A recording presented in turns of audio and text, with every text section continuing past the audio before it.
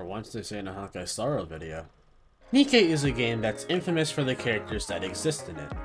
And it's also a few stars away from being a slur. I have taken a liking to this game, because it passes my time very nicely. The game treats its players nicely and its gacha system is fairly balanced, but that discussion is for another day, because there's something else this game provides for me. NIKKE is nice to the point where they understand that not every player has the same priorities. You see, if you don't want to do much in the actual game, you can turn on the game's equivalent to aimbot, and just go about the game that way. But I instinctively turned that off to give myself more of a challenge. But then I realized that not only does this game pass time well, it also acts as an excellent thing to train my aim for shooter games. Here in this video we will go over how I turned this spicy game into something that can possibly train your aiming as well. But before we begin, it's been a while, hasn't it?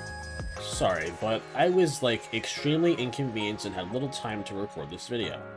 This is the first of 4 videos that are to release that you guys voted on. If you want to determine what videos could happen next, please be sure to check out my community tab on my channel.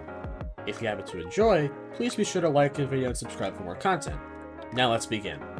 So, in the beginning I mentioned... What an awful fucking voice crack, dude. In the beginning, I mentioned how NIKKE has a shooter aspects to the game. And this is because it is kind of a shooter game itself. You see, NIKKE is a gacha game with some shooter game elements, and these elements are what make the perfect aim trainer. But I haven't explained how to go about making it the perfect aim trainer. First of all, I turned off the setting that enables you to lock on enemies by scrolling over them. This actually makes the game require a bit more skill instead of just clicking and hovering mindlessly.